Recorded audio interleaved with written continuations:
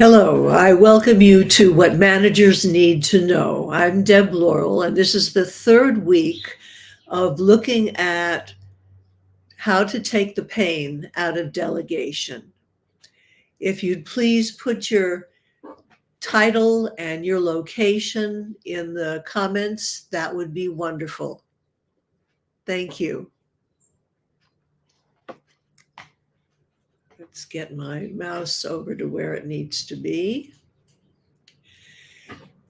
On the first week, we looked at what delegation involves and why managers don't choose to delegate. We looked at why delegate from the standpoint of how it benefits the employee, the manager, and the organization. And today we're going to look at when to delegate.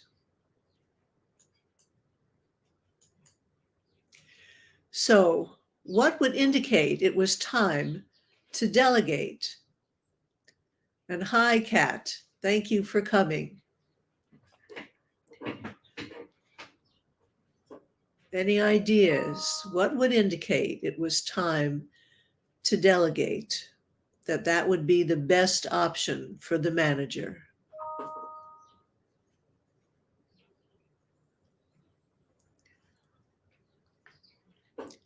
Well, let's look at some reasons. There are certain delegation triggers. For example, the manager has a new assignment and so is no longer able to perform some of his or her current functions. That would be one trigger. There's need to do something the manager does not have the time or expertise to do. Too much time on our plate, Tabitha, thank you. Being overwhelmed. Yes, both of those are exactly why it would be an important time for managers to delegate. And too busy. Yes, thank you both. An employee makes a developmental request. We can use delegation to help employees develop the skills they need so that they can promote. So an employee might make that request. Or the manager, on the other hand, sees that developmental potential in an employee.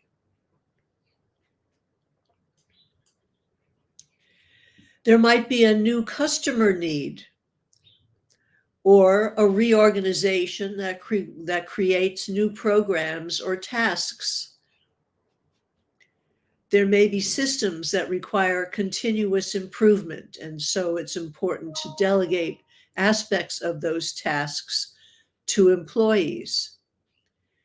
Maybe there's a need to improve communication with customers, or a new technology is going to be introduced, and we need to have employees prepared to perform that technology. Or productivity must be improved.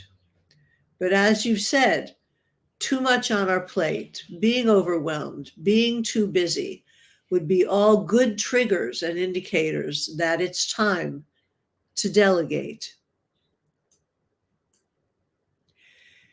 So other considerations are when someone else can do it as well or better than you can. Just because you're the manager doesn't mean that you know how to do everything or that you have the expertise, knowledge, or time to do everything. So this is where you can rely on the strengths of your employees and delegate. Perhaps because you have so many other things on your plate, if you do it, you might do it poorly because you can't devote the attention that it needs. So this would be another time where it would be very wise to delegate because you don't want whatever that task is to be performed poorly. Or when you consider the time and cost involved of your doing it versus an employee doing it, you find that it would be more cost and time effective to have that employee do it. as long as you're sure that employee will do it adequately.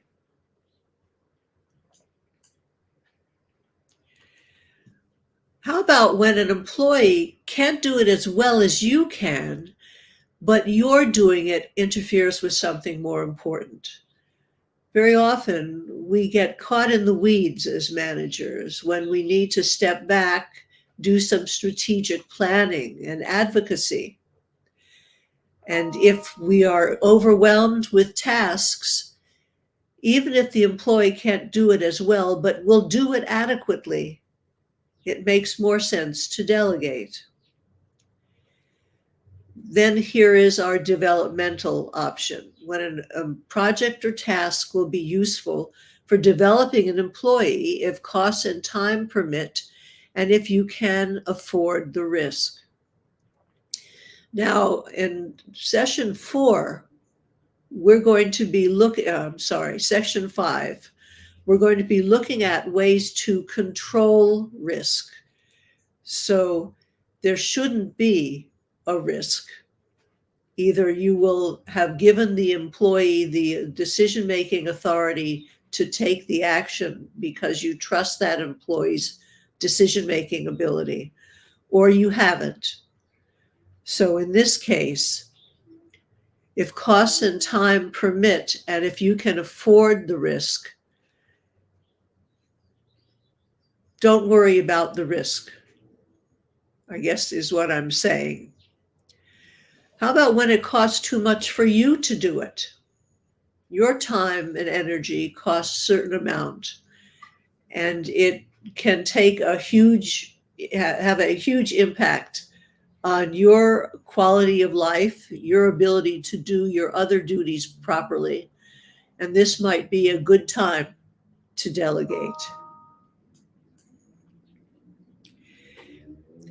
And I think this is a good summary. When you're spending too much time on operations or technical work, taking away from your two primary management roles of getting results through people and assisting your employees to succeed. When you are spending too much time on operations or technical work. This is being in the weeds, and you need to step back and look at how well you're supervising and managing the employees and helping them be successful by having the resources, the training, the coaching that they need. Being a manager means that you are juggling so many different things.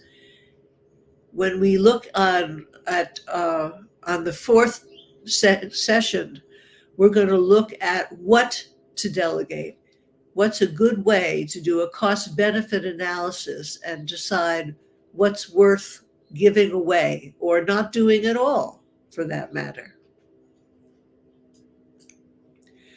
So here's time for discussions. Catherine is saying, I need to delegate for sure based on these triggers. Why do you say that? The triggers, let's go back and look at some of those.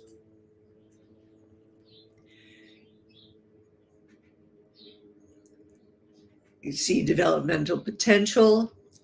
You can no longer perform some of the current functions. Come on. There's a new customer need or systems that require continuous improvement. Productivity must be improved.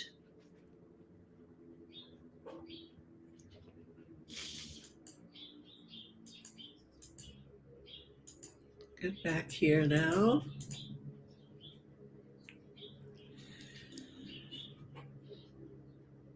So we did talk on the first session about why managers are reluctant to delegate, even when faced with these triggers, even when faced with the situation that they really can't do it all. We need to help managers understand that delegation is to their benefit. And that's what we discussed in the second session as to why to delegate. And I think if there are no more discussion or questions, well, lots of these things I've not considered before. Oh, thank you, Kat. Yes, it's hard to recognize when these things are happening. We get so busy juggling everything as managers that it's hard to recognize when we are too much in the weeds, when we're getting burnt out because we can't do it all. And this is not to say that when you're getting burnt out, this is the time to dump everything on your employees. But we accomplish things through those employees, and giving them new options and avenues to grow their skills is to their benefit. Trust and money are huge considerations on the good side. Trust and money are huge considerations on the good side. Yes, we do need to trust the employee.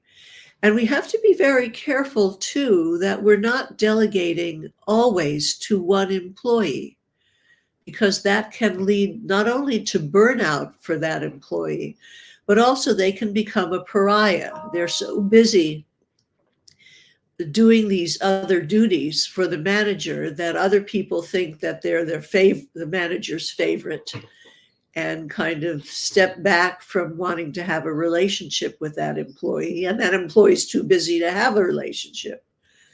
I've been in that situation, and I imagine some of you have as well. So trust and money. If we can save money by having an employee do the work, and also helping develop that employee, that's a double benefit, because we do have employees these days who are more likely to stay when they have opportunities to grow their skills so that they become more qualified for potential promotions. They want developmental opportunities, and employees who are not given those opportunities are much more likely to leave. A team is better than one person. Yes, I absolutely agree, Catherine. Okay, so we know what delegation is, we know, and that it involves responsibility, authority, and accountability. We know what keeps managers from wanting to delegate, which to a great extent has to do either with ego or control. Ego meaning nobody can do it as well as I can do it. And control meaning if I give up control, delegate, I might lose control. So the question here is from Tabitha, what are little steps we can take to ease into delegation? What a good question. The first thing is to identify who you trust. Have you had an employee who meets deadlines, whose work is excellent, who seems open to taking on additional responsibility and might welcome it? That's the first step. The second step is trying out something. When we delegate, we do not need to delegate everything all at once. We can delegate a small piece of some task. And if the employee performs that well, then we can feel more comfortable delegating more pieces of that task. Perhaps it's research for something. Perhaps it's looking for recommendations or pros and cons for some decision. So we can have the employee taking those small pieces. Another way we can ease into it is to have an employee sit with us and learn how to do a task next to us so that we can see that they've learned it and they have mastered it. What is another way to ease into delegation? Giving a small piece, working next to them, giving them one activity that has minor risk. There's no negative consequences if it's not done perfectly, and to see how well that person performs that task. Do you cover how to delegate? Yes, we'll cover how to delegate in the 5th session, where we're going to talk about the degrees of delegated decision-making authority that we can provide to an employee, ranging from giving them full authority because what they're doing is very routine and we don't need to hear about it, to only we make the decision and we don't even want, other than the facts, we don't want any input from the employee. So how do you cover how to delegate without panic? I love that.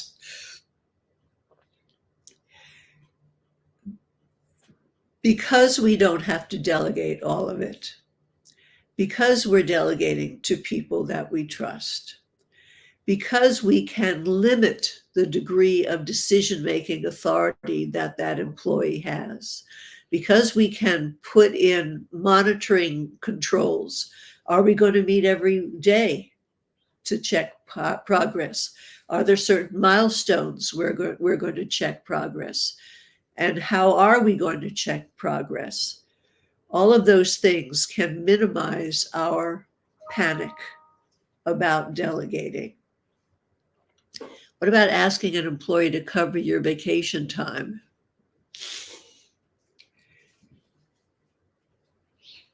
This is a good time to delegate because you have no other option. You're not going to be there. Here, you've got to be very, very clear. Give that employee context.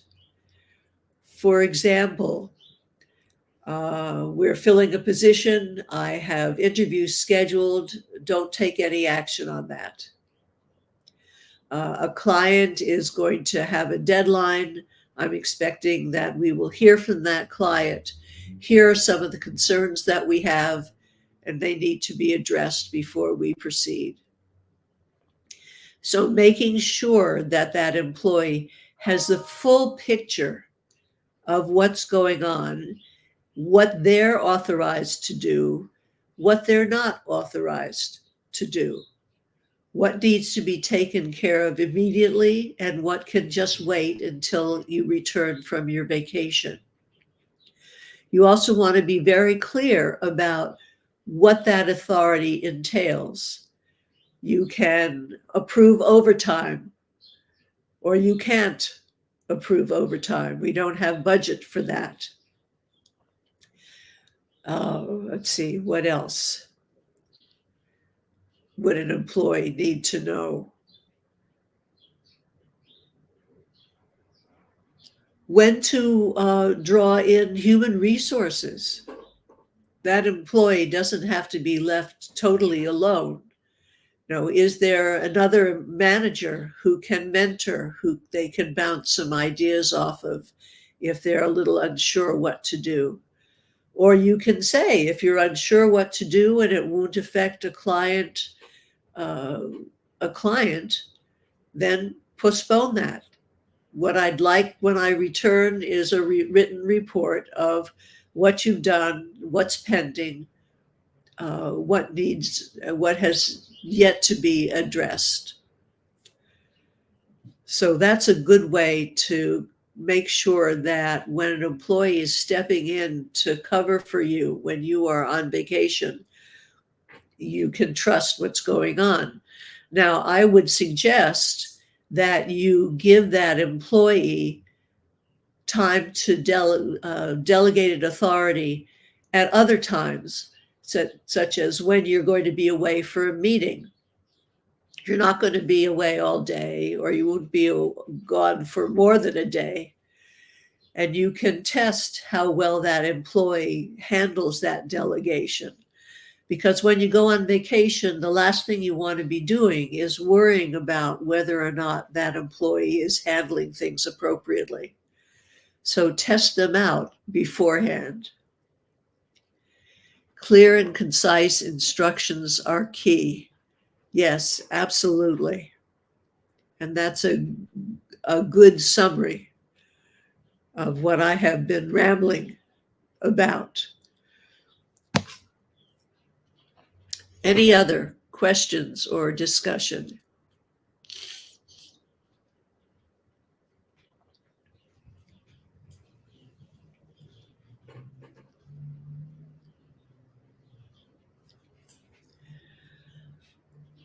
Okay. What is your key takeaway?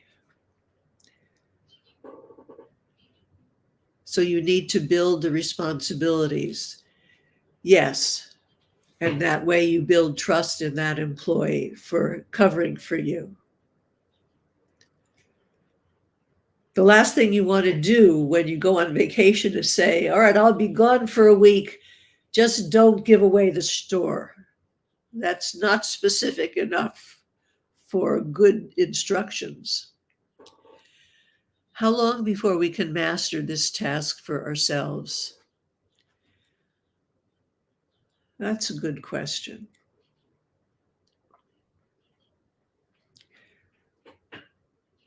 It's going to be different for different managers, and it's going to depend on the team. If you can build trust in your employees, then it may happen a lot faster. Most managers gradually move into delegation. They find that they're overwhelmed. There's something they really need to get off their plate. And so they have to think best about who is going to be the best candidate to take that over. And how do I present that to that employee in a way so that I know the instructions are clear and they're understood. And the employee knows what level of decision-making authority they have and what the ultimate expectations are. So I can't say after delegating once or twice, you're going to feel completely comfortable with it, but you may be. It depends on your relationship with your employees.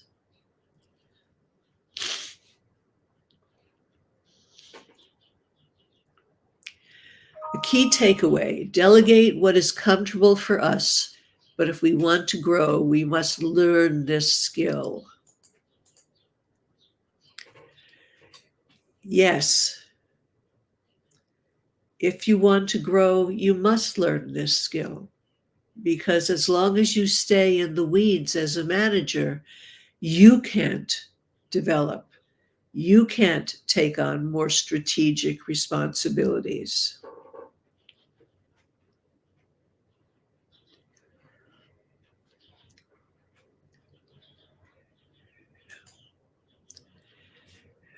Delegation is a necessary evil. We need to slowly delegate non-essential tasks.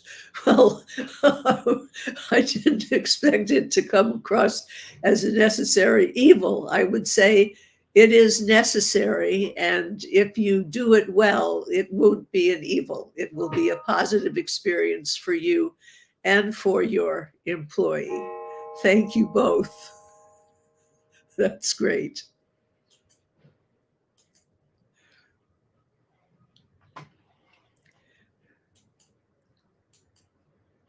So next week, we're going to look at what to delegate, and we will go through a cost benefit analysis of your looking at your key responsibilities and figuring out where you need to hand it off, or what you may need to just eliminate from your list of duties. I want to thank you for sharing your time with me. You've been very supportive, and I sincerely appreciate it. Have a good rest of the week.